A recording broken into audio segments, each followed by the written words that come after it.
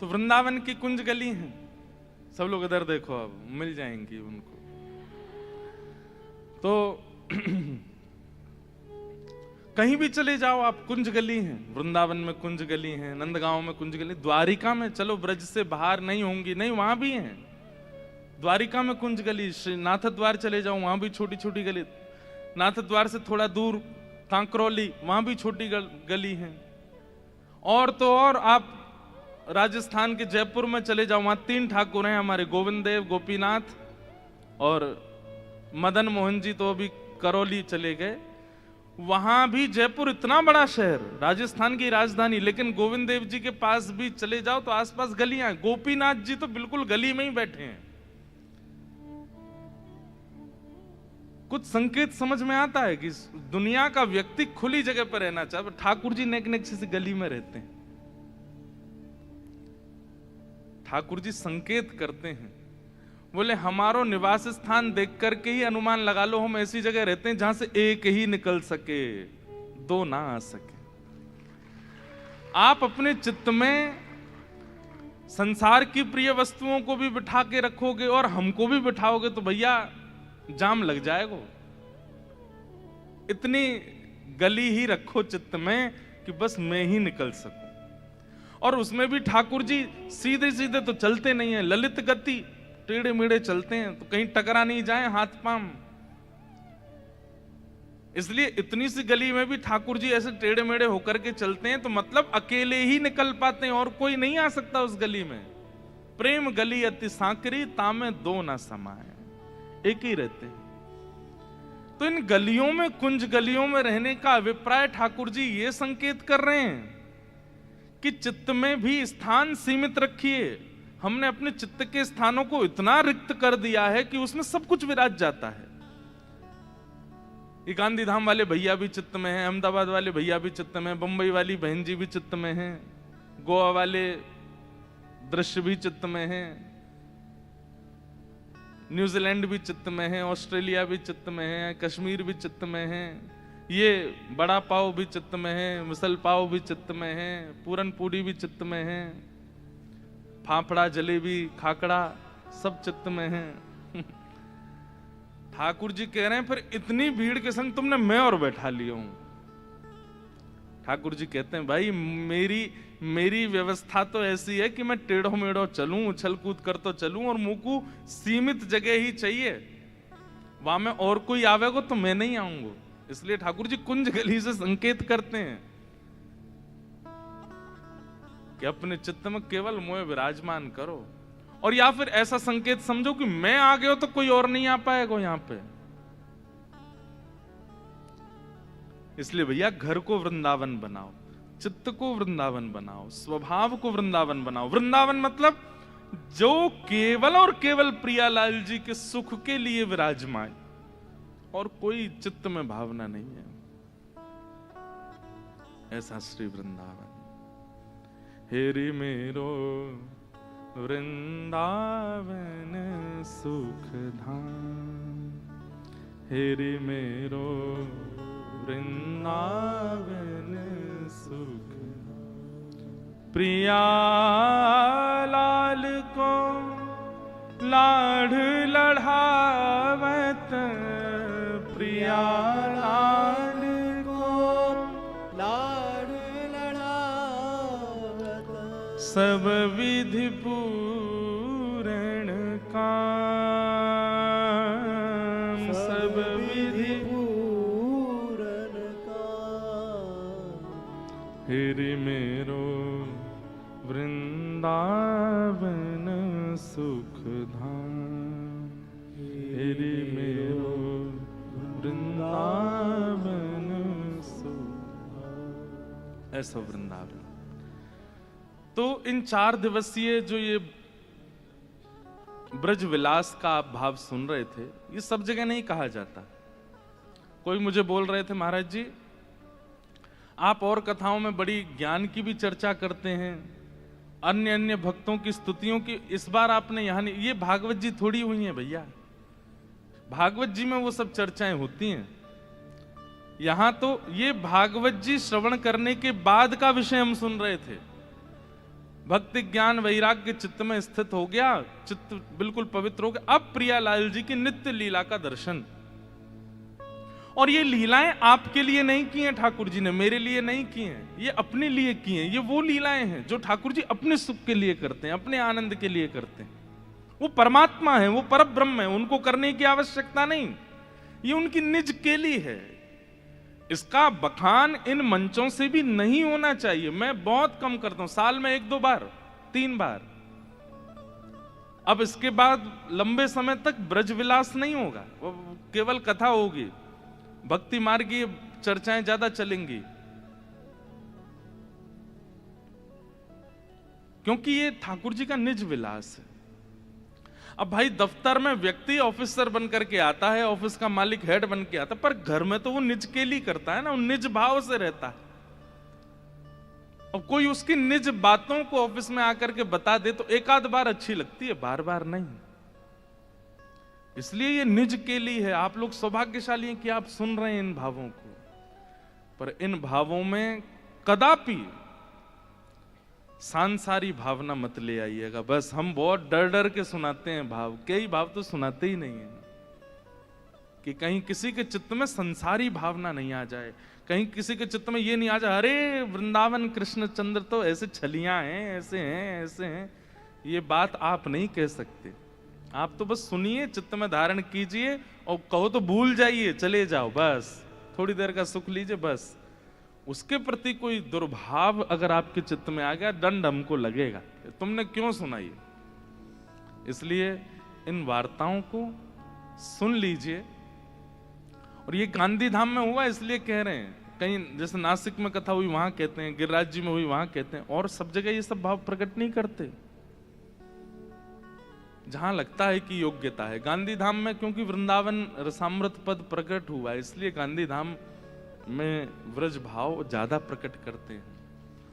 इसलिए इन सब भावों से चित्त को वृंदावन बनाने का प्रयास कीजिएगा, कोई दुर्भावना चित्त में मत ले आइएगा। तो पूर्णमासी आई है नंदगाम, कल हम लोग सुन रहे थे। भगवान के सब सखा कहने लगे, बोले लाला हमारा ब्याह है जाएगो, न चर्चा कर ले। लेकिन पूर्णमासी आई ठाकुर जी से आके बोली, लाला चल बरसाने, तेरो ब्याह कराए दूंगी। इतने में ठाकुर जी के सखा बोले, हम भी चलेंगे संग। बोले तुम नहीं जाओगे, हमारे बिना चलो जाए तो।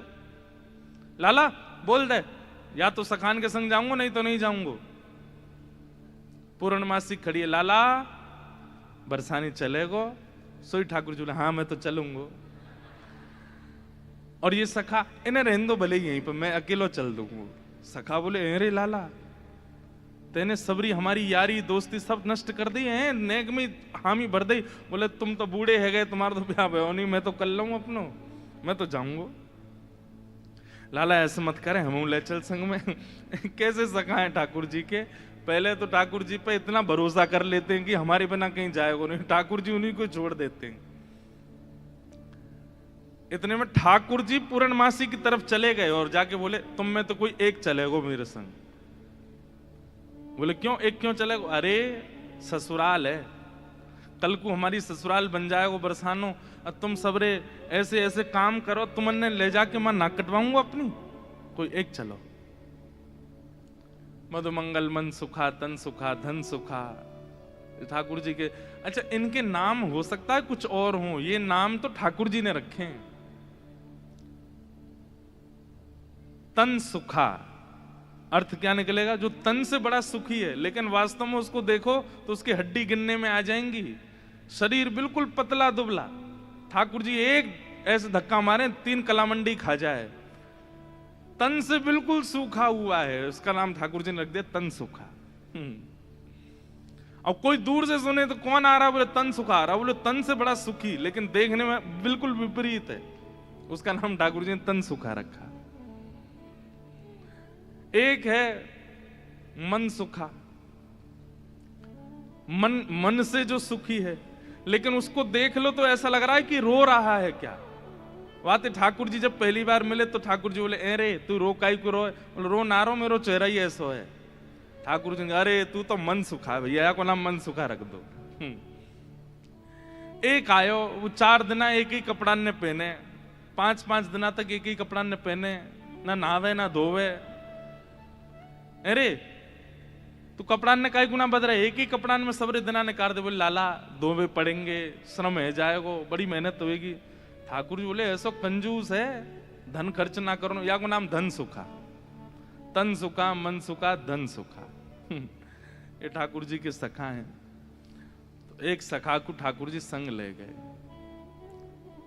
अब कल हमने एक लीला सुनी थी कि ठाकुर जी जोगी बन करके गए और किशोरी जी से मिल, ऐसे ठाकुर जी अनेक रूप बना बना करके गए हैं पहले।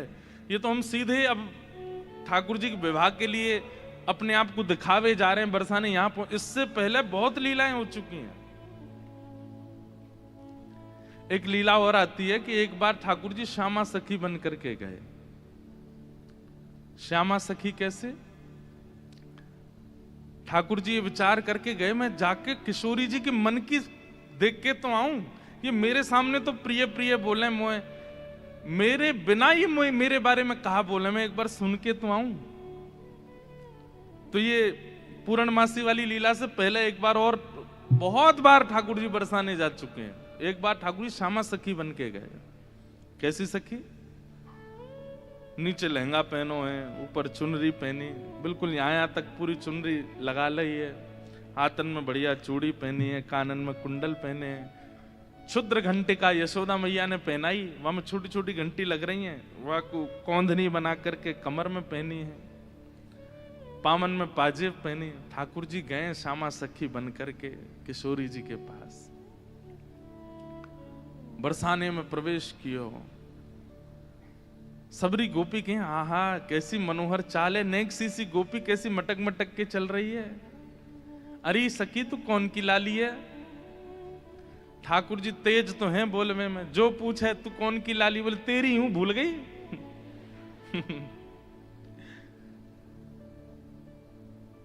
अरे बड़ी चपड़ चपड़ बोला है। पहुंच गए ठाकुर जी बरसाने। बरसाने में द्वार पर जाकर के सखीन से बोले, मुझ को भीतर जान दो। सखी बोली, कौन हो तुम? बोली, मैं श्यामा सखी हूं। कहां ते आई हो?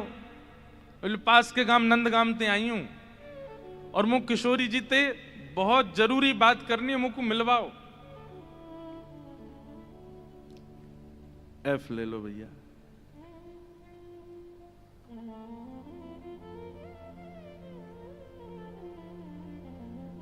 ठाकुर जी भीतर गए। सखीन ने बोली, बोले भानु बाबा के पास जाओ, शिकायत आदि करनी है, कोई न्याय चाहिए तो वहां जाओ, ये किशोरी जी के पास आवे के लिए नहीं है। और नहीं, हम तो किशोरी जी से ही बात करेंगी। ऐसी बात है कि मैं वृषभानु जी से ना कह सकूं। सखीन ने जाकर के भीतर किशोरी जी से कही, हे लाडलीजू, बाहर एक गोपी ठाड़ी है और यूं कह रही है कि वह को आपसे ही बात करनी है और आपसे बात करके कछु न्याय करानो है। किशोरी जी बोली, अच्छा बुलाओ भीतर। द्वार खुले। आहा, ठाकुर जी बढ़िया चुनरी पहन करके, ये गजगामिनी सी चाल। एक तो चाल ही ठाकुर जी की टेढ़ी मेढ़ी, ऊपर से सखी बन करके और ज्यादा बनावटी चल रहे हैं, तो इतने प्यारे लग रहे हैं। किशोरी जी सिंहासन पर विराज रही हैं और श्याम सुंदर भीतर आ रहे हैं। सब लोग ध्यान से सुनिए। जैसे ही द्वार से भीतर आनो भयो, किशोरी जी तो कहें, अरे सखी, या की चाल तो देख कितनी बढ़िया है। ललिता विशाखा बोली, हाँ चाल तो बढ़िया है। अरे देखियो, या की कमर कैसी सुंदर लग रही है। ललिता विशाखा बोली, श्री जी, आपको पहली बार कोई सखी पर मोहित रहते हुए देखो हमने। आप तो सदा प्रियतम श्री श्याम सुंदर पे ही मोहित रहे में। लेकिन आज पहली बार, अरे पतो ना या की चाल ढाल और जो जो अंग या के दिखाई दे रहे हैं, जैसे घूंघट पकड़ी चल रही है, यहाँ से भुजा दिख रही है, नेक नेक थोड़ो उधर भी दिखाई दे रहा है, थोड़े थोड़े चरण भी दिखाई दे रहे हैं, जो जो अंग मुंह को दिख रहे हैं ना, इतने प्रिय लग रहे हैं कि मैंने ऐसी प्रिय स्वरूप तो पहले देखो नहीं है। अरे ललता तू मेरी एक बात, अभी मिले नहीं है ठाकुर जी। और किशोरी जी कहने ललता तू मेरी एक बात सुन। बोल कहा ये जो भी बात करे वो सुन लेंगे, फिर वाक्य बाद याकू अपने सखी समाज में ले लियो। मुख बड़ी भारी है, अभी याकू मुख नहीं दिखो, मुख मैं तभी यहाँ पे मोहित है गई हूं। विशाखा जी बोली नहीं रुक जाओ, आन तो दो, बात तो हुन दो। किशोरी जी आज जैसे ठाकुर जी को देख के हो जाती है, वैसी हो गई है एक सखी को देख। स्वयं पर भरोसा नहीं हो रहा है किशोरी जी को कि मैं ऐसी क्यों है रही हूं। ठाकुर जी आके सामने खड़े है गए, उन्हें एक बनावटी सी आवाज भी बना ली ठाकुर जी ने। किशोरी जी बोली कहो सखी, कहा नाम है तुम्हारो? अजी मेरो नाम तो श्यामा सखी है। स्वर सुनते ही किशोरी जी के नेत्र बंद है गए। ललिता जी को हाथ पकड़ के कहें मुकु कहा है रो है, या के चाल या के रूप रंग सब देख करके तुम या के स्वर में भी कछु आकर्षण है। ललिता जी बोली श्यामाजू ऐसे ना करो करें, अरे वो सखी है वहां पे आप मोहित का को है। बोले ना पतो ना, या मैं तुम्हें ना लग रहा आकर्षण? बोलना हमें तो ना लग रहा।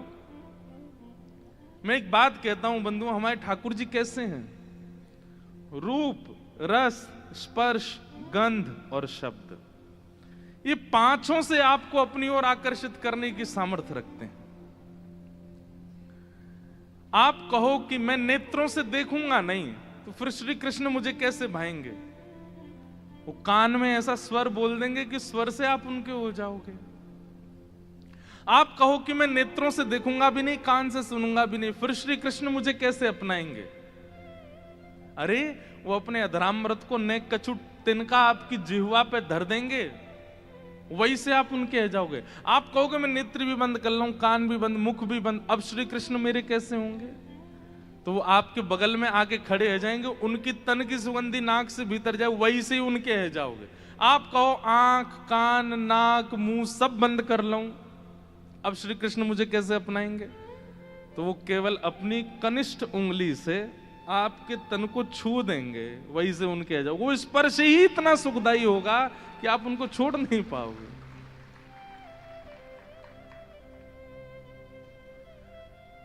किशोरी जी कह रही हैं अरे मैं अपने आपे तो बाहर जा रही हूं, ये सखी कैसी है, या कि स्वर कितने सुंदर।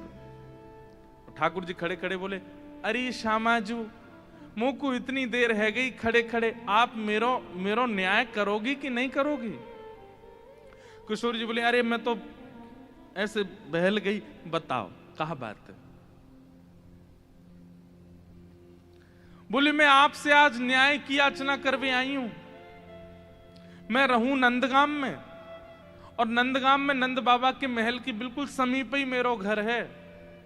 तो विशाखा जी बोली तो नंद बाबा के पास जाती न्याय लेवे, तुम बरसाने का आई हो? बोले वहां नहीं मिलेगा, यही मारे तो यहां आई हूं। और बात इतनी गंभीर है कि मैं वृषभानु बाबा ते ना कह सकूं, आप तो ही कहूंगी। किशोरी जी बोली कहो।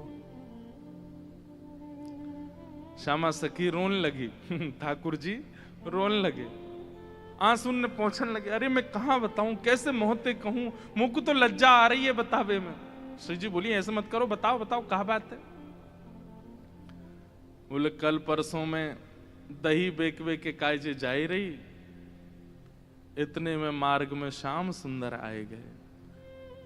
किशोरी जी थोड़ी सहम गई, श्याम सुंदर? बोला हाँ। अरे तुमने उनको बड़ी प्रशंसा सुनी है, उनकी बड़ी महिमा सुनी है, पर तुम उनके अंदर की ना जानो, वे बड़े छलिया हैं, बड़े कपटी हैं। किशोरी जी बोली कहा कि श्याम सुंदर ने? हमारे ब्रज में रसिया गाते हैं, अरे मेरो मार्ग रोक्यो।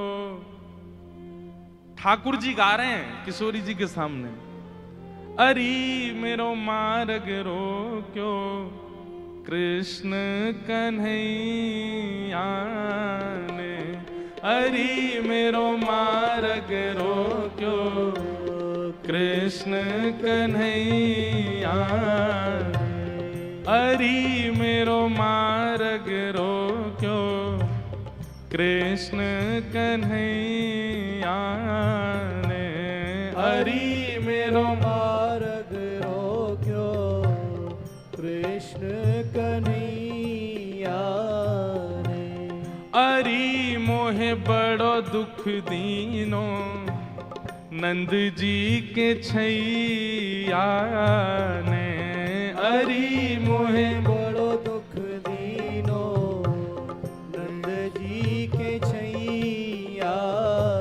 अच्छा किशोरी जी कह रही कहा कियो माने ओ मार्ग में मिल गए नंद लाला मार्ग में मिल गए नंद लाला संग लिए बहुत से ग्वाला संग लिए बहुत से ग्वाला। हाँ मार्ग में मिल गए नंद लाला मार्ग में मिल गए नंद लाला संग लिए बहुत से ग्वाला संग लिए बहुत से। अरी मेरो घूंघट खोलो अरी मेरो घूंघट खोलो। हाँ अरी मेरो घूंघट खोलो अरी मेरो कौन ने खोलो। हाँ बंशी बजैया ने अरी मेरो घूंघट खोलो बंशी बजैया हे अरी मेरो मार्ग रोक्यो कृष्ण कन्हैया हरि मेरो मार्ग रोक्यो कृष्ण कन्हैया। हाँ अरी मोहे बड़ो दुख दीनो कन्हैया कन्हैया हरि मोहे बड़ो दुख दीनो नंदजू के छैया। हे श्यामाजू मैं कैसे बताऊं आप मैं तो मटकी भर के जाए रही बेक के काजे मार्ग में मिल गए। ठाकुर जी स्वयं ही अपनी शिकायत कर रहे हैं ये जानने के लिए कि श्री जी क्या कहेंगे श्री जी क्या बोलेंगे। रोक लियो मेरो मार्ग और मार्ग रोक के बोले मुझको कर दो। कर माने टैक्स दो जैसे टोल गेट लगे रहते हैं ऐसे ठाकुर जी ने जगह जगह ब्रज में नाकाबंदी लगा रखी है अपनी जबरदस्ती की। और जैसे इनको पता चले कि कोई सखी मथुरा को जा रही है तो वही मार्ग पर चले जाएं और जाए करके सब सखान के संग बैठ जाएं और आवे वाली सखीन तक कहें हमें कर दे के जाओ जे मार्ग हमारे परदादा ने बनवायो है। ये मार्ग हतो ना हो हमारे दादा परदादा ने ये मार्ग बनवायो या हमारे यहाँ मार्ग को कर लेने को अधिकार हमारो कर दो। गोपी के कहा कर चाहिए बोले मटकी सब नीचे धर दे हमारो जितनो मन होगो हम ले लेंगे बच्ची कुचे तुम मथुरा ले जाइयो ये करे। अब मटकी नीचे धर के अगर कोई गोपी कह दे कि लाला तो जितनो हो पाले ठाकुर जी छोड़ेंगे वहां में। अरे भागवत जी में वर्णन आवे स्वयं पाले लेकिन स्वयं को पेट तो नेक सो फिर ग्वालान ने पवा में गोपी के अब तो है गयो दे दो। अरे अभी हमारे और भी ग्वाला हैं। बोले फिर कौन नाम है बोले मरकान भोक्षण विभजति सचेन नात्री भांडम भिनत्ति। फिर बंदरों को कू कू करके ठाकुर जी आवाज करते हैं खूब सारे बंदर आ जाते हैं फिर उनको बांटते हैं। वाक बाद गोपी के सबरो मक्खन तो खत्म है गयो मटकी है तो छोड़ दो। ठाकुर जी बोले मजो नहीं आयो जब तक यहाँ मटकी की आवाज नहीं आवेगी नात्री भांडम भिनत्ति। फिर डंडा ते वह मटकी है फोड़े फिर कहें गोपी मक्खन तेरो बासो हो नेक दोबारा लेके आइयो। ऐसो करे तुम्हारो ये कन्हैया कौन कर देगो या को। अरे राजी राजी नेक कर ले ले तो बात ठीक भी है। ये तो मटकिन ने फोड़ दे सबन ने खवाए दे लेकिन मेरे संग तो बहुत बुरा कियो।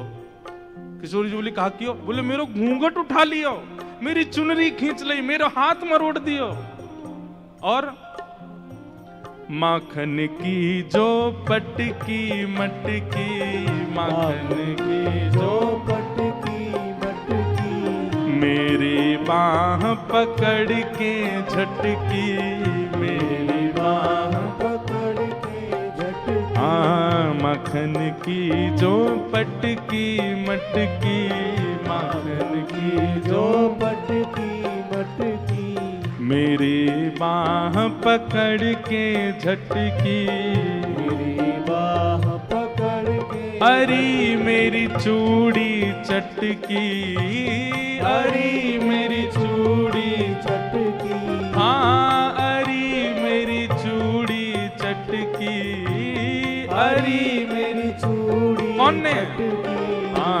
रास रचैया ने, हरी मेरी चूड़ी चटकी, रास रचैया, अरी मेरी चूड़ी चटकी, रास रचैया ने, हरी मेरी चूड़ी चटकी, रास रचैया, ओ अरी मेरो मार्ग रोक्यो कृष्ण कन्हैया ने, हरी मेरो मार्ग रोक्यो कृष्ण कन्हैया। बोल नंद के लाला की।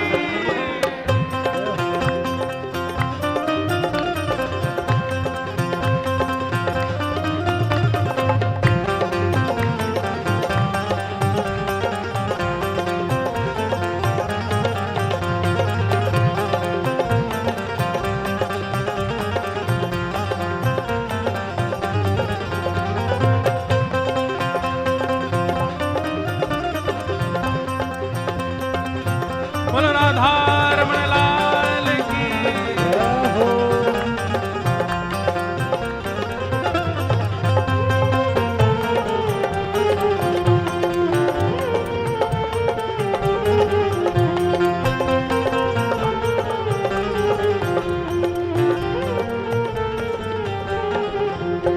एक बात याद रखियो, ये वही चक्र धारण करते हैं, लेकिन प्रेम के वश अर्जुन रथ को भूल गए ठकुराई, ऐसी प्रीत बड़ी वृंदावन गोपियन रास रचाई, सबसे ऊंची प्रेम सगाई। जहां प्रेम अधिक होता है वहां पर प्रभुता भूल ही जाती है, वहां पर प्रभुता को भूल जाया जाता है। ठाकुर जी किशोरी जी के सामने खड़े हैं और किशोरी जी तो कह रहे हैं, अरे मेरे संग तो बहुत बुरो किया, रोन लगे जोर जोर से, पछाड़ खा खा के गिरे। किशोरी जी कहें, अरे ललता या कुछ संभालो, ये तो बहुत रो रही है। अच्छा इतनो ही कियो और तो कछु ना कियो? अरे कहाँ बताऊं और कहा कियो? बोले और कहा कियो?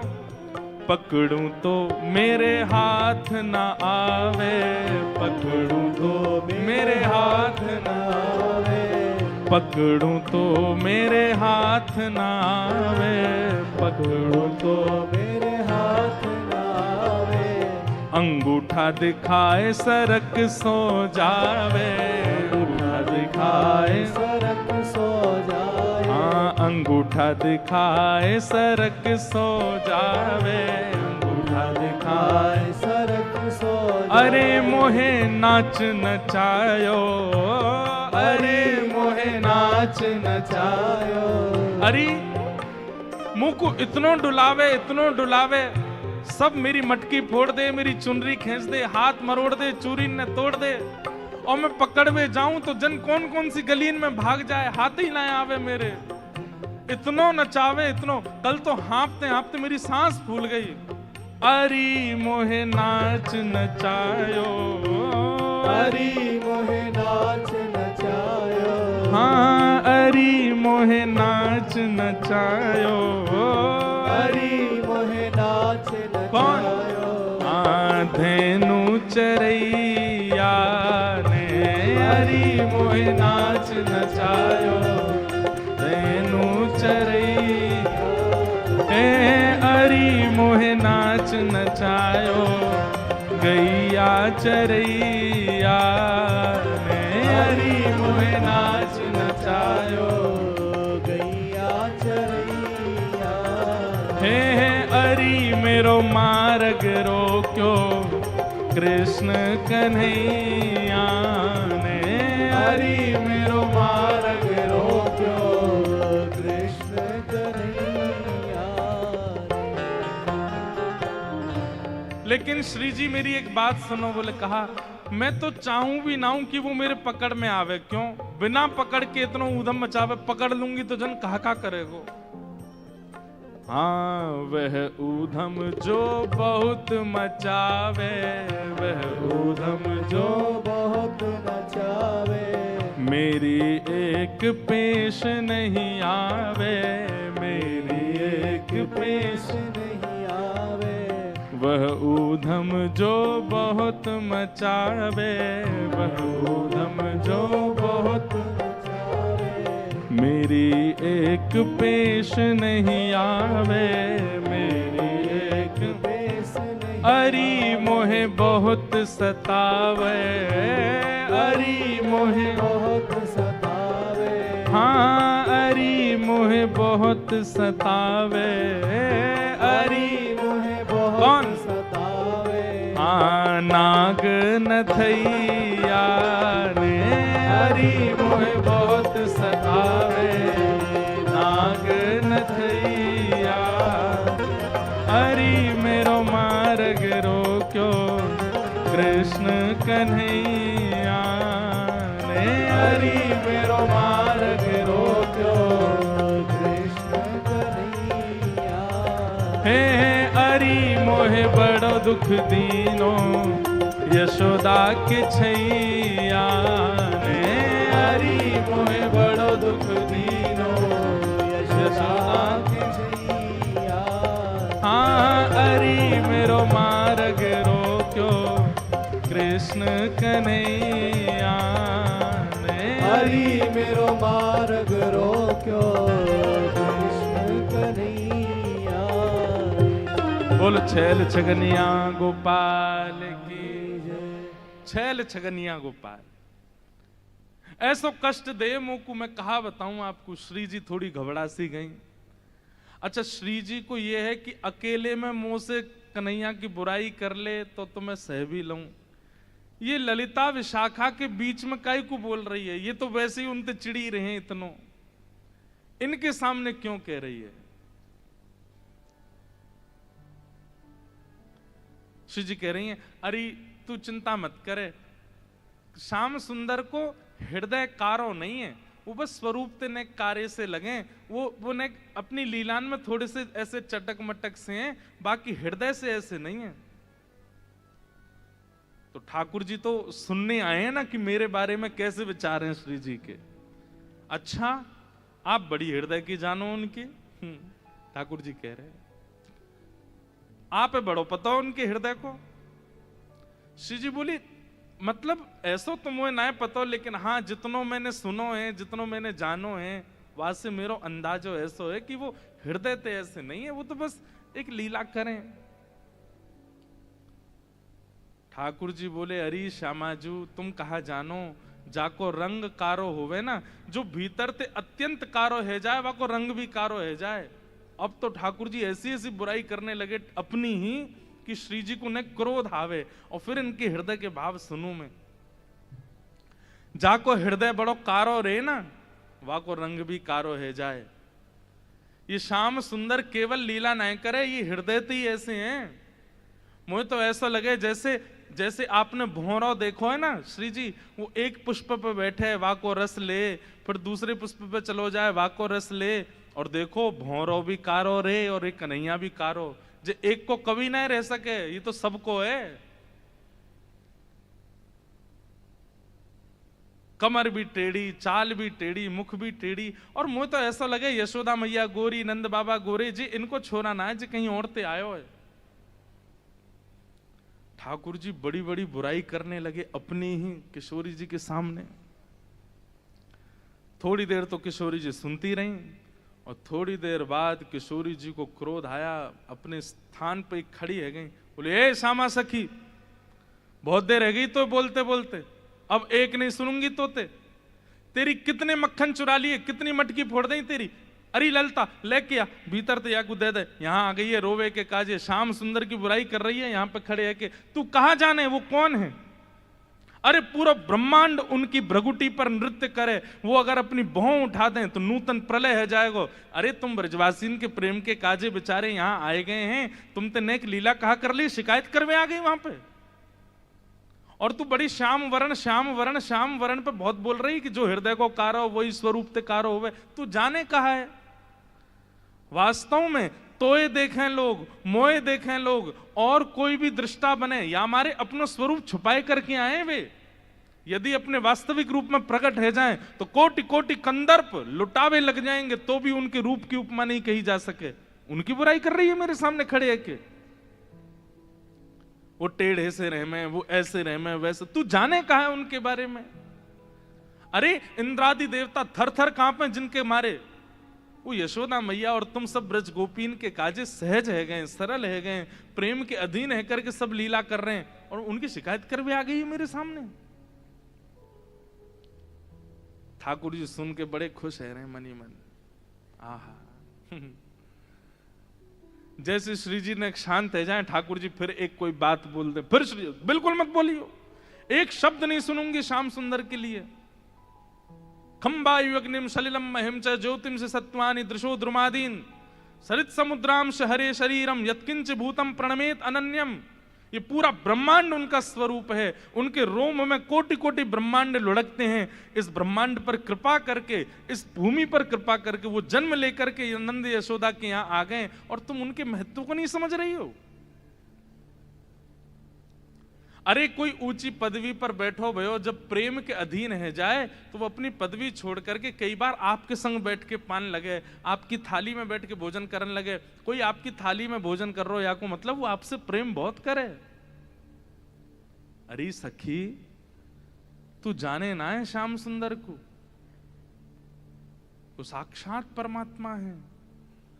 वो यदि तुम्हारे संग ये लीला कर रहे हैं तो अपने भाग्य मनाओ, अपने सौभाग्य मनाओ। उनकी रूप कांति को मैं कहा वर्णन करूं, कोटि कोटि किशोरी जी वार दई जाएं तो भी श्याम सुंदर की रूप की महिमा ना कही जा सके।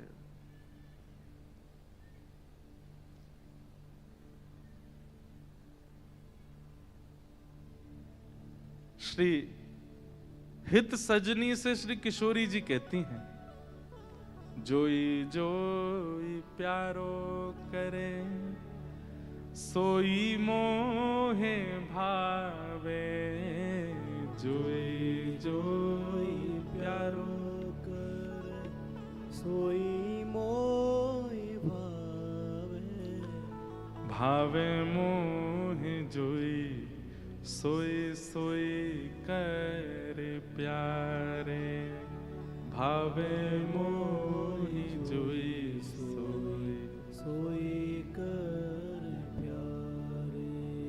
अरे बंधुओं कभी विचार किया है ये सवरे जादू कृष्ण रूप में ही क्यों आ गए हैं? वही कृष्ण जब कच्छप बनकर के आए तब जादू क्यों नहीं हुआ? जब वही श्री कृष्ण परशुराम बनकर के आए तब जादू क्यों नहीं हुआ?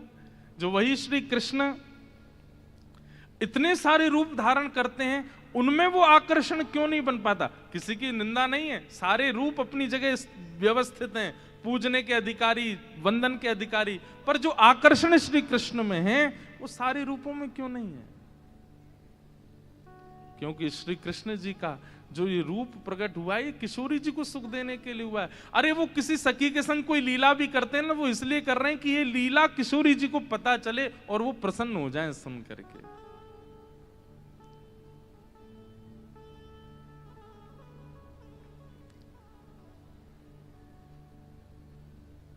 मेरे सामने एक शब्द नहीं बोली उनके बारे में। श्यामा सखी बोली, पहले तो मैंने संदेह में सुनी कि किशोरी जी को और हमारे नंद के लाला को कछु प्रेम संबंध है, पर आज तो मुंह को ऐसा लग रहा वास्तव में हते। किशोरी जी बोली, नहीं नहीं ऐसी कोई बात नहीं है, ये तो सब तुमने ऐसी मन नहीं नहीं नहीं मुंह को तो लग रही है ऐसा। आप इतनों कैसे जानो वाक्य बारे में, इतनों कैसे मानो वाक्य बारे में? किशोरी जी एक बात बताऊं? बोले हाँ। बोले मैं अकेली नहीं हूं शिकायत करवे वाली, ऐसी अनेक बैठी हैं। आपको ऐसा लग रहा है कि श्याम सुंदर तो केवल लीला कर रहे हैं, पर इस वक्त यही समय श्याम सुंदर कोई और सखी के संग भी ऐसी क्रिया कर रहे होंगे, वहां को मार्ग रोक रहे होंगे, वहां के हाथ पकड़ रहे होंगे, वहां की चुनरी उड़ा रहे होंगे, वहां की मटकी फोड़ रहे होंगे, और न्याय विश्वास होवे। तो आपको अगर बहुत प्रेम है तो आप श्याम सुंदर को पुकार के देख लो, यदि वो आ जाएं तो मैं मान जाऊंगी, वो आमेंगे ही नहीं। ठाकुर जी कह रहे मैं तो सामने ही खड़ा हूं, मैं कैसे आऊंगा। किशोरी जी से कह रहे हैं ललिता विशाखा है भूल जाओ, बाकी सब बातें न भूल जाओ। आपको प्रेम है ना श्याम सुंदर से, तो मैं आपसे शर्त लगाए के कह रही हूं, आप पुकारो, और यदि श्याम सुंदर आपके सामने आए गए तो जीवन भर आप दोनों की चाकरी करूंगी। ये श्यामा सखी को वचन है आपके लिए, बुलाए लो। किशोरी जी बोली देख मोते मत बोले, मैं जानू, मुझको प्रबल विश्वास है कि श्याम सुंदर आ जाएंगे, मैं बस टेर लगाऊंगी और दौड़े दौड़े आवेंगे। श्यामा सखी बोली आज है जाए ना, बुलाए के देख लो आ जाए कि नहीं। किशोरी जी तुरंत नेत्र बंद करके बैठी और जैसे ही अपने प्रियतम का स्मरण किया है, हूं तो दासी नित्य तिहारी, हूं तो दासी नित्य तिहारी, प्राणनाथ जीवन धन मेरे, प्राणनाथ जीवन धन मेरे, हो तुम पे मैं बलिहारी, हो तो दासी नित्य तिहारी, हो तो दासी नित्य तिहारी, हूँ तो दासी नित्य तिहारी, हूँ तो दासी नित्य। हमारे भारत में एक बड़े अच्छे रसिक हुए श्री हनुमान प्रसाद पोद्दार जी महाराज भाई जी, उन्होंने षोडश गीत लिखे हैं। एक गीत ठाकुर जी गा रहे हैं किशोरी जी के लिए और दूसरा गीत किशोरी जी गा रही हैं ठाकुर जी के लिए।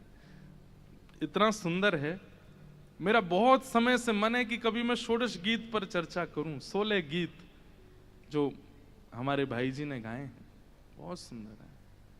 उनमें से एक गीत ये किशोरी जी गा रही हैं ठाकुर जी के लिए। क्या कह रही हैं? चाहे तुम अति प्रेम करो, तन मन सो मोहे अपनाओ। चाहे तुम अति प्रेम करो, तन मन सो मोहे अपनाओ। हूँ तो दासी नित्य तिहारी, हूँ तो दासी नित्य तिहारी। नेत्र बंद करके किशोरी जी स्मरण कर रही हैं श्याम सुंदर को,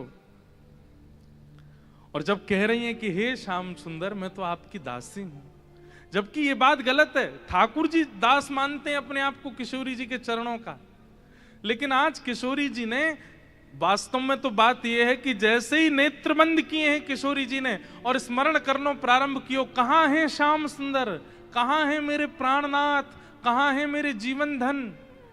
तो जैसे किशोरी जी ने नेत्र बंद करके स्मरण कियो तो किशोरी जी पूरे ब्रजमंडल में भ्रमण कर आई, लेकिन ठाकुर जी नहीं मिले। किशोरी जी बोली आज श्याम सुंदर गए कहां, आज मेरे प्राणनाथ गए कहां। और ध्यान लगा करके देखो, श्याम सुंदर किसी गिरी कुंज में तो नहीं बैठे, कहीं यमुना तट पे तो नहीं बैठे, कहीं दूर तो नहीं चले गए, दिख क्यों नहीं रहे हैं। और तभी किशोरी जी को ढूंढते ढूंढते ढूंढते दिखाई दियो बरसानो भवन। किशोरी जी कह रही है बरसानो भवन क्यों दिख रहा है? तभी किशोरी जी को दिखाई दियो अपनो ही निकुंज, ये मेरो निकुंज काई को दिखाई दे रहा है। अरे कहीं ऐसा तो नहीं श्याम सुंदर यहीं कहीं छुप करके बैठे हैं? और मन में ध्यान से देखो तो किशोरी जी को अपनो ही अंतःपुर दिखाई देने लगो। किशोरी जी बोली मेरे अंतःपुर में तो केवल ललिता है, विशाखा है, मैं हूं और श्यामा सखी। और ध्यान लगा करके देखो तो क्षुद्र घंटिका दिखाई देने लगी जो श्यामा सखी ने पहन रखी है। किशोरी जी बोली ये क्या क्षुद्र घंटिका, ये तो मैंने अभी कहीं, अरे ये तो श्यामा सखी की कमर पे देखी। और जब और ध्यान लगा करके देखो तो घूंघट के भीतर कमल नैन मटक रहे हैं, इधर उधर आंख मटका रहे हैं। तुरंत किशोरी जी ने नेत्र खोल करके गई, श्याम सुंदर आप तो सामने ही खड़े हो। और जैसे ये बात कही ललिता विशाखा दौड़ करके कहां है कहां है कहां, बोले यही श्यामा सखी, पकड़ो याकू। ठाकुर जी दौड़न लगे वहां से, इतने में ही पकड़ ली और पकड़ करके जैसे ही चुनरी उतारी, आहा श्याम सुंदर तो सामने ही खड़े।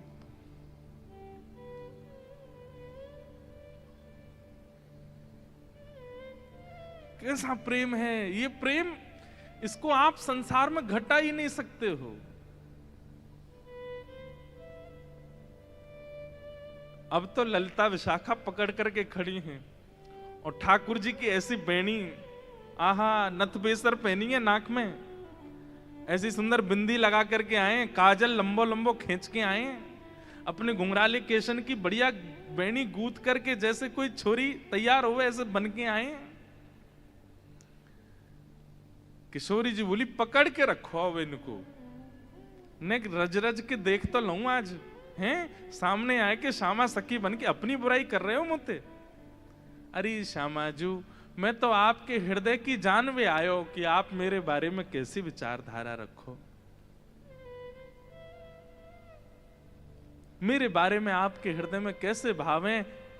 किशोरी जी बोली तो कहा सुनो आपने कैसे भाव हैं। बोले मुंह को ऐसा लगो करतो कि मुंह से ज्यादा प्रेम कोई ना कर सके या संसार में, पर हे श्यामाजू आज आपके प्रेम के भाव पर तो मैं भी बिक गयो। आपको प्रेम तो अटूट है। अरे आप तो ऐसी हैं कि आप बैठी कहीं भी हों लेकिन आपके चिंतन में सदा मैं विराजमान रहूं। मैं कहां जाऊं, कहां करूं, कहां खाऊं, कहां पीऊं, कैसे आऊं, आपको सब पता है। बंधुओं ये प्रेम की चरम स्थिति होती है कि आप केवल ध्यान में ही अनुभव कर लेते हैं अपने प्रेमी का। ये आज के समय में संभव नहीं है। हाँ इतना संभव जरूर है कि जैसे मां का प्रेम जो है ना वो तो भी शुद्ध होता है अपने पुत्र के प्रति, पुत्री के प्रति। तो पुत्र के ऊपर कोई घटना या संकट आ जाए तो मां को थोड़ा थोड़ा अनुभव होने लगता है। मां को ऐसा लगता है आज मुझे घबराहट सी हो रही है, जरा फोन करके पूछो तो बेटा कहाँ है। वो बेटा को फोन करती है तो पता चलता है आज स्कूटर से गिर गया है, पैर में लग गई है, पढ़ने गया है हॉस्टल में। अच्छा मुझे सुबह से ही लग रहा था कुछ तो दिक्कत है। इतना अनुभव मां को तो हो जाता है और इतना अनुभव कई कई पत्नियों को भी अपने प्रियतम का हो जाता है कि शायद कुछ गड़बड़ है थोड़ा, लेकिन इससे अधिक की स्थिति में आज के लोग नहीं जा सकते। पर श्री जी वो तो नेत्र बंद करके ध्यान करके पता कर लेती हैं कि श्याम सुंदर इस वक्त कहां है, मेरे प्रियतम कहां है। किशोरी जी ने कही आज एक काम करो, बोले कहा द्वार सब बंद कर दो, चटकन ही लगा दो, आज जान नहीं देंगे इनको, आज यहीं बैठा हो। बड़ी श्यामा सखी बन के आई हो, इधर आओ। ठाकुर जो अरे श्यामाजू मैं आपके चरणन को पूजूं, आपसे हाथ जोड़ रहा हूं, मुझको छोड़ दो। बोल ना है आज तो याकू नई दुल्हन बना के यशोदा के पास ले चलेंगे और यशोदा जी से कहेंगे देखो हमारे गांव की एक नई दुल्हन आई है, अभी ब्याह भयो, याकू आशीर्वाद दे दो। और जब यशोदा मैया अपने ही लाला को चिर सौभाग्यवती जब आशीर्वाद देंगे तब आवेगो आनंद। किशोरी जी आपसे हाथ जोड़ूं, पाम परूं, ऐसा मत करियो, यशोदा मैया के आगे नाक कट जाएगी मेरी, ऐसे छोरी बनो डोलूं, वो वैसी मेरे पीछे पड़ी रहे। ए लाला ने अपनी चाल सुधार, दूर ते ऐसा लगा कोई गजगामनी छोरी आ रही है का। उन्हें पता चलेगी मैं लहंगा फरिया पहन के डोल रहा हूं, बहुत बहुत नाराज, उनके सामने नहीं, आपके सामने आ सकूं ऐसे। किशोरी जी को इतना अच्छा लग रहा है कि आज श्याम सुंदर घबरा रहे हैं। इतना घबरा काहे क्यों रहे हो, यहाँ पे बैठो, बगल में बैठा। सब सखी लाई किशोरी जी के बगल में ठाकुर जी को बैठाए दियो। अब श्री जी के मन में कौतिक आयो है, अरे ललता विशाखा, ठाकुर जी को हाथ पकड़ लियो, ठाकुर जी घबरा रहे हैं, जन कहा करेंगी, नेक्स्ट सामने तो आओ। ललता विशाखा दोनों सामने आ गई और बोली, देखो हमेशा या सिंहासन पर प्रिया प्रियतम विराजमान हूं मैं, लेकिन आज दो दो प्रिया बैठी हैं, एक श्याम प्रिया, एक गौर प्रिया। अब ये बताओ दोनों में सुंदर ज्यादा कौन लग रहा है? ये ज्यादा सुंदर लग रहे हैं या मैं ज्यादा सुंदर लग रही हूं? लहंगा इनने भी पहनो, मैंने भी पहनी है, बेनी मैंने भी गूथी है, इनने भी गूथी है, माथे पे बिंदा मैंने भी लगाया, आंखन में काजल इनके भी, मेरे भी, सब कुछ। अब तुम दोनों बताओ, हम दोनों में सुंदर ज्यादा कौन लग रहा है? श्याम सुंदर ऐसे रो मत, मुस्कुराओ, कछु कर थोड़ी नहीं हूं मैं। ठाकुर जी मुस्कुराने लगे, अरे ललता बता दे आज सुंदर कौन है? आहा, हमारे ब्रज में गाते हैं,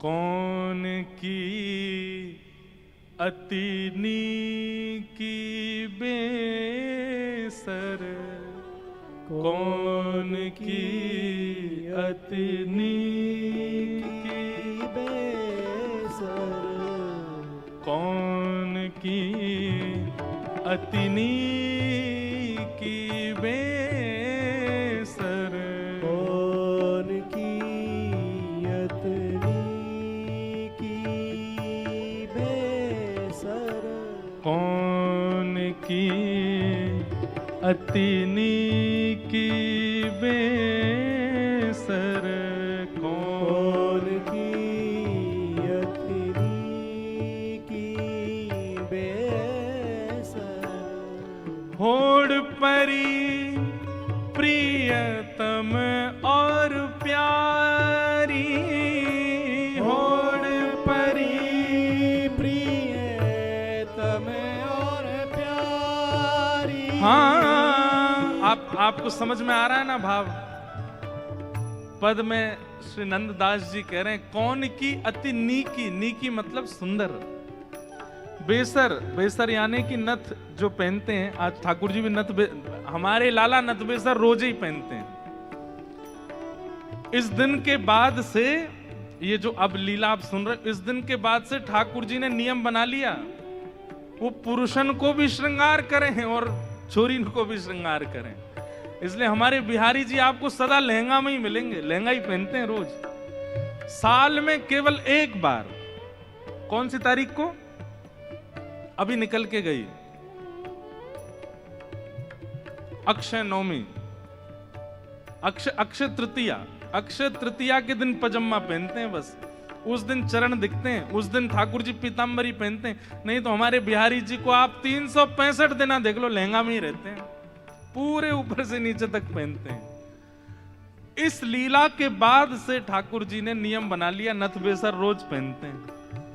इसलिए आज द्वारिका में भी नथ पहनते हैं ठाकुर जी, नाथ द्वार में भी नथ पहनते हैं ठाकुर जी। कोई नथ पहनता है? भाई लोग कल से कम नथ पहन के घूमो एक बार गांधी धाम में, कैसे लगोगे? और आप इतने हंस क्यों रहे हो? हमारे लाला पहने, हम नहीं पहन सके? देखो हमारे गिरधर लाल जी को चित्र है, या नथ पहनी भई है। बस अंतर इतना, ठाकुर जी इधर पहने, श्री जी इधर पहने। नथ रोज पहनते हैं ठाकुर जी। किस भाव से? कि श्री जी को मेरो ये स्वरूप बड़ो भाग्यो है। उनको इस बात की चिंता नहीं है कि दुनिया क्या बोलेगी, बताओ पुरुष है कि नथ पहनते हैं। नहीं, श्री जी की प्रसन्नता के लिए पहनते हैं ठाकुर जी, उनको लज्जा नहीं। आज सब सखियां कह रही हैं, बताओ भाई कौन की नथ ज्यादा सुंदर लग रही है? कौन की अति नीकी बेसर, कौन की अति नीकी बेसर,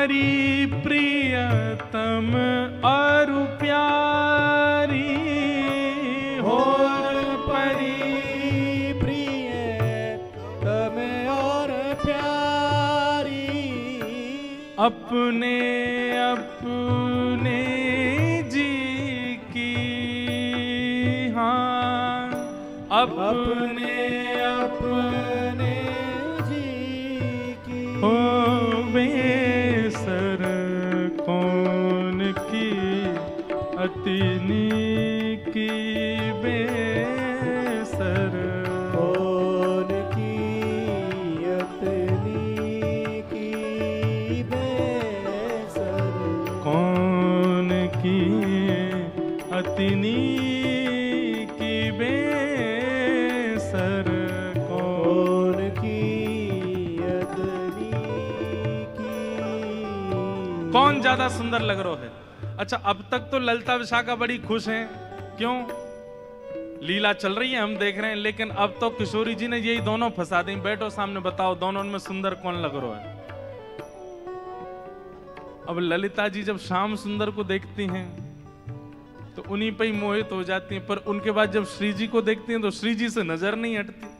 मतलब दोनों इतने प्रिय लग रहे हैं कि एक को यदि थोड़ी देर देखने लग जाए तो नेत्र को दूसरी ओर ले जाने के लिए बड़ा श्रम करना पड़ता है, और दूसरी जगह पहुंच जाए तो वहीं अटक जाती है। भैया, दो पात्र में जल धर दिया, एक सा जल है, एक ही बोतल से निकला हुआ जल है। अब आपसे यूं कही जाए दोनों पी के बताओ बढ़िया कौन सा है, अरे इसमें कैसे बताऊं मैं? ये दोनों एक ही पात्र में, बस पात्र अलग अलग हैं, बाकी एक ही पात्र से निकले हुए दो गिलास में जल है। अब इसमें कैसे बताएं कौन सा मीठा कौन सा फीका? लेकिन बड़े जो बुद्धिमान होते हैं ना, वो तो यूं कहते हैं अरे ये कोई बात है, एक ही बोतल से दोनों गिलासों में जल भर दिया, एक सही होगा ना स्वाद। लेकिन छोटे छोटे बच्चे, उनसे पूछो कभी, छोटे बच्चों के आगे दो गिलास धर दो, एक ही बोतल से दो पानी, उनसे कहो बताओ मम्मम कौन सा अच्छा, तो वो पियेंगे दोनों, पता नहीं चलेगी, लेकिन फिर भी बोल देंगे ये वाला अच्छा है। ऐसे ही सखियों को भी कभी कभी बालपन में आना पड़ता है, कभी बालक बनना पड़ता है, क्योंकि दोनों में ये भेद बताना तो मुश्किल है कि सुंदर कौन है। न्याय पढ़ो ललिता के आगे, न्याय पढ़ो ललिता के आगे, हाँ न्याय पढ़ो ललिता के आगे, न्याय पढ़ो ललिता के आगे। क्या? कौन सरस कौन फीकी, हाँ कौन सरस कौन फीकी, बेसर कौन की अतिनी की बेसर, कौन की अतनी की बेसर कौन की अतिनी की बेसर, कौन की अतनी की। नंददास विलग जिन मानो, दास विलग जिन मान, हो नंददास विलग जिन मानो, दास विलग जिन मानो। वास्तव में हो क्या रहा है? ललिता विशाखा अंदर ही अंदर रो रही हैं, और अंदर ही अंदर, क्योंकि किशोरी जी ने ये क्रम शुरू किया तो किशोरी जी को कम देख रही हैं, ठाकुर जी को ज्यादा देख रही हैं, क्योंकि किशोरी जी नहीं तो ये खेल शुरू करवाया। बताओ दोनों में सुंदर कौन? उनसे क्या कहें? तो ठाकुर जी को देखती हैं और देखते देखते देखते अश्रु भराते हैं नेत्रों में। बोले आप ही बताओ ना क्या करें, दोनों ही समान लग रहे हो हमको, दोनों ही एक जैसे लग रहे हो, दोनों में ये न्याय करना बड़ा मुश्किल है गो। ठाकुर जी आप ही कछु संकेत करो, क्या बताएं। तो जैसे ठाकुर जी ने देखी ललिता विशाखा बड़ी परेशान है गई हैं, तो पहले ठाकुर जी नेत्र बंद कर लिए और नेत्र बंद करके मानो ऐसे करके बैठ गए। बोले कि अगर तुमने इनको श्रेष्ठ बतायो तो फिर याद रखियो, तुम बच के दिखाइयो मोते। और श्री ललिता विशाखा सोच रही भाई जीनो तो हमें श्री जी के संग है, और श्री जी की अगर हम प्रशंसा कर देंगे तो ठाकुर जी नहीं छोड़े, ठाकुर जी की कर देंगे तो फिर श्री जी कहेंगे अच्छा जाओ नंदगाम में बोरिया बिस्तर लेके जाओ, वहीं रहो, यहां नहीं रहना। अंत में ठाकुर जी से कहने लगी, बोले इशारे में ही बात हो रही है, कुछ कह नहीं रहे। बोले बताओ तो क्या करना है। अंत में ठाकुर जी को दया आ गई और दया आके ठाकुर जी ने ऐसे इशारा किया, बोले इन्हीं की बताओ, बेसर इन्हीं की अच्छी है। बोले मेरी प्रशंसा कर दोगे मोहे सुख नहीं मिलेगा, इनकी प्रशंसा करोगे ये राजी भी आ जाएंगी, मोहे भी सुख मिलेगा। आहा। कछु एक सरस लली की बेसर, एक सरस लली की बेसर, कछु एक सरस लली की बेसर, एक सरस लली की बेसर कौन की अतिनी की बेसर, कौन की अतनी की बेसर, कौन की अतिनी की बेसर, कौन की अतनी की।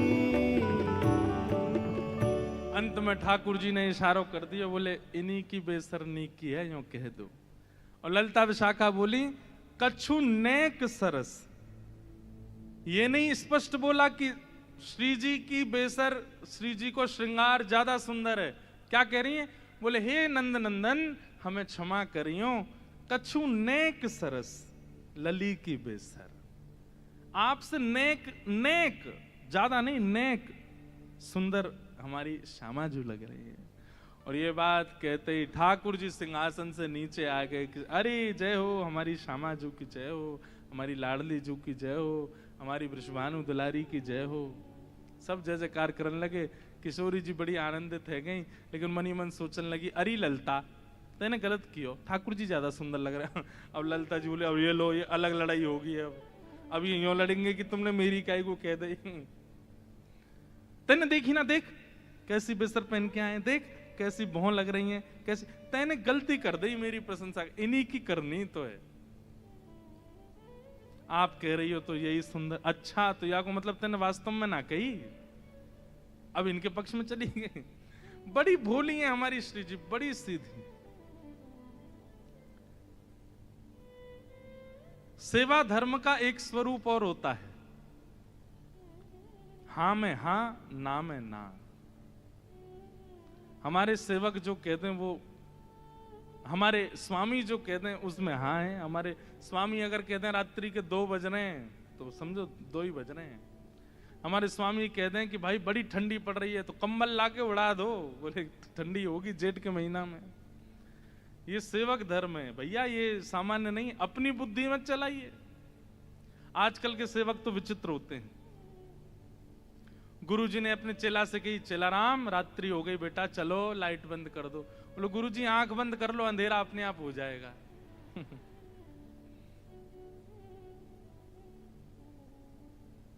चेला राम देखो तो सही बाहर बारिश हो रही है कि नहीं।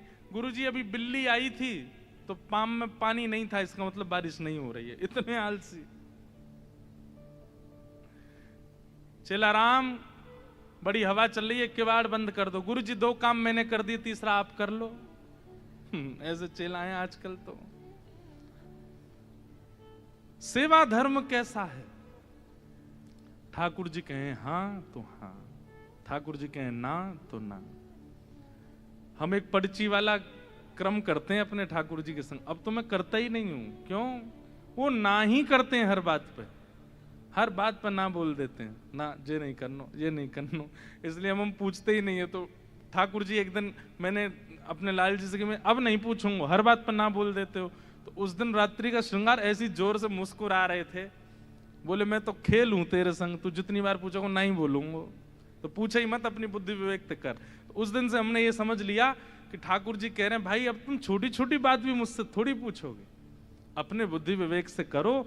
जब लगे कि जीवन में बड़े घेराव आ गए, अब क्या करें, तब मुझसे पूछो।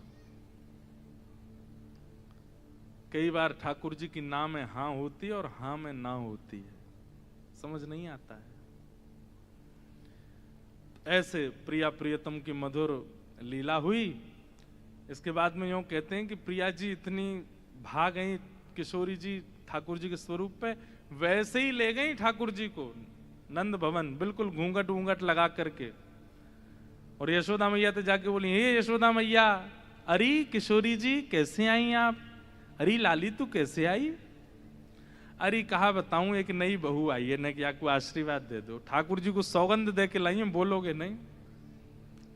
ठाकुर जी आए घूंघट ऊंघट पहन करके। यशोदा मैया बोली, अरे बड़ी सुंदर, देखियो या के पाम हाथ तो बिल्कुल मेरे लाला जैसे लग रहे हैं, सांवरी सी है बिल्कुल। मैया या को आशीष दे दो, या को ब्याह है व्यवहार हो है। अच्छा कहां ते ब्याह होगा? बोले बरसाने के गोप ते ब्याह है रो या को। मैया बड़ी निपुण है, खानो बनानो जाने, नाचनो जाने, गानो जाने सब। यशोदा मैया बोली, अच्छा न नाच के दिखाइयो। घूंघट में ठाकुर जी नाच रहे हैं यशोदा मैया के आगे। मैया बोली, अरे तू बड़ी विलंबते मिली मोए, किशोरी ते पहले मिल गई होती, तेरो ही ब्याह कराती अपने लाला ते। ऐसी सुंदर। ठाकुर जी ने अंत में जैसे ही मुखमंडल ऊपर किया, अरे बजमारे तू कहां से आयो यहाँ पे? अरे मैया मैं कहा बताऊं, ये सब ऐसी लीला करें मेरे संग, ऐसो आनंद करें। यशोदा मैया बोली, अरे श्यामाजू गलती तो छोरा है गो, या लक्षण सब रे छोरी कैसे हैं? केवल नाम को छोरा है, बाकी खान पान पहन चाल वाल सब छोरी किसी आगे। अच्छा ये सब है नहीं, वास्तविक नहीं है, ये सब ठाकुर जी सबको मोहित करने के लिए करते हैं। नहीं, वही मथुरा आ जाते हैं और जब द्वारिका आते हैं थर थर कांपते हैं राजा। पौरुष है ठाकुर जी में, ठाकुर जी का ऐश्वर्य है, लेकिन व्रज वृंदावन से इतना प्रेम है, ठाकुर जी ने सब कुछ छुपा रखा है, किसी को प्रकट नहीं होने देते। अरे वंशी बजाते हैं बस, मधुर लीला करते हैं, ये क्यों? प्रेम, बहुत प्रेम है ठाकुर जी को ब्रजवासियों से। तो ठाकुर जी आज पूर्णमासी के साथ बरसाने गए। बरसाने जैसे ही गए, सब अटारियों पर सखियां खड़ी हो गई, सब खड़े होकर के देख रही हैं, आहा रूप तो सुंदर है, कारो है लेकिन सुंदर तो लगे, चाल देखो चाल कितनी अच्छी है। ये कीर्ति मैया ने योजना इसलिए बनवाई ताकि सब बरसाने के लोग प्रिया जी की विवाह में राजी हो जाएं ठाकुर जी के प्रति। सब इतने राजी है गए, मैया को तो मनो राजी है जाए, पर सब इतने राजी है गए कि अपनी अपनी छोरी ने सजा धजा के लिए आए, इनते ब्याह है जाए इनको। भीतर गए, बड़ी अद्भुत लीला, बड़ी विस्तृत लीला है। और उसके बाद सब सखियां ठाकुर जी को कुछ कहती हैं और उनका प्रत्युत्तर मधुमंगल देता है, ऐसा नहीं ऐसा, ऐसा नहीं ऐसा। अंत में प्रिया जी आई, प्रिया जी को देख करके ठाकुर जी मोहित है गए। और वहां कल किशोरी जी की गोद भराई भाई, आज यहां ठाकुर जी को टीको कर दियो। मैया ने कही, लाला अब तू तैयारी कर ले, अब तुम्हारा ब्याह करेंगे खाओ देना। और ऐसे करके दोनों के ब्याह पक्का भय। बड़ी लीलाएं हुई, सब लीलाओं का तो विस्तार है। मूल रूप में ये बात क्या है, ये कथाएं कौन सुन रही हैं? 16,100 राजकुमारियां सुन रही हैं। कृष्ण विरह में विरही वो राजकुमारियां सुन रही हैं और श्री उद्धव जी सुना रहे हैं। और श्री उद्धव जी के मुख से ये भाव सुन करके उनके नेत्रों से अश्रुपात हो रहे हैं।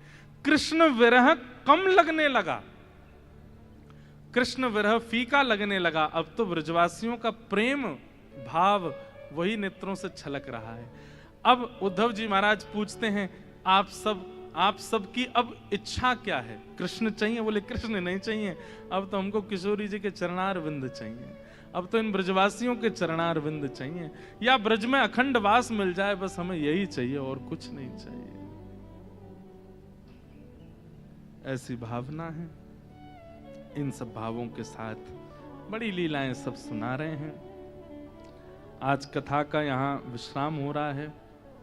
हम गांधी धाम वैसे तो आते रहते हैं हर साल ही, और इस बार तो 2 बार आना हो गया है।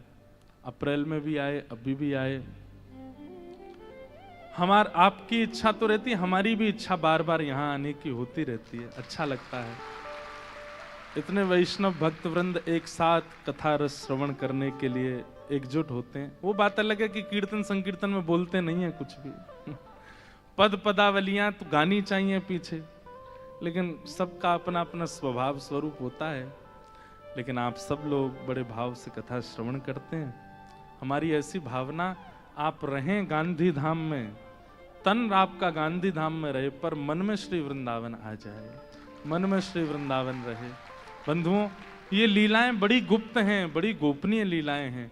इन लीलाओं का ज्यादा उजागर मत कीजिएगा, बस चित्त में धारण कर ले। जब कभी लगे बड़ी टेंशन आ गई है, उथल पुथल हो रही है संसार में, एकांत में बैठ जाइएगा, अपने ठाकुर जी के पास किवाड़ बंद कर लीजिएगा और मधुर नेत्र बंद करके ठाकुर जी को चित्त में फिर इन लीलाओं का चिंतन करना।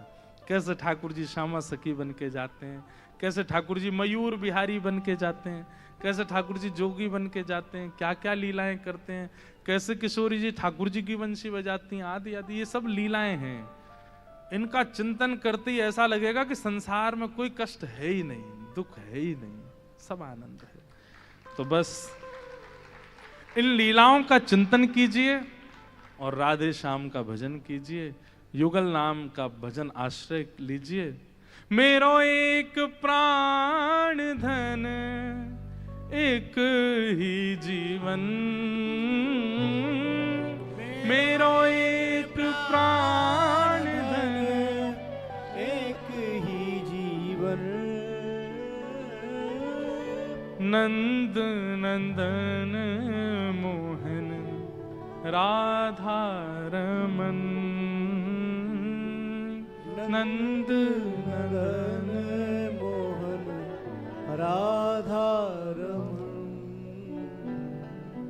जय राधे जय कृष्ण जय वृंदावन, रसिक मुकुट मणि जय गोपी जन। जय राधे जय कृष्ण जय वृंदावन, रसिक मुकुट मणि जय गोपी बस ये युगल नाम राधा कृष्ण निरंतर जपते रहिए, लीलाओं का स्तवन करते रहिए, अपने जीवन में भक्ति का संचार करते रहिए। कभी अभिमान मत कीजिएगा। ठाकुर जी को बाकी दोष प्रिय लग जाएंगे, उनसे भी ठाकुर जी मिल जाएंगे, लेकिन एक तो ईर्ष्या और एक अभिमान, इन 2 दोषों को चित्त में मत आने दीजिएगा। बस क्रोध को आने दो, लोभ को आने दो, बाकी सबको ठाकुर जी देख लेंगे, संभाल लेंगे, नाम जब से सब निवृत्त हो जाएगा। पर ये 2 रोग चित्त के कौन कौन से? अभिमान और द्वेष। ये तो कैंसर हैं, इनकी कोई दवाई नहीं है।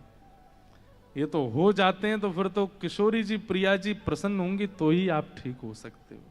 इसलिए भैया इन 2 दोषों से बचो और बड़े भाव से वृंदावन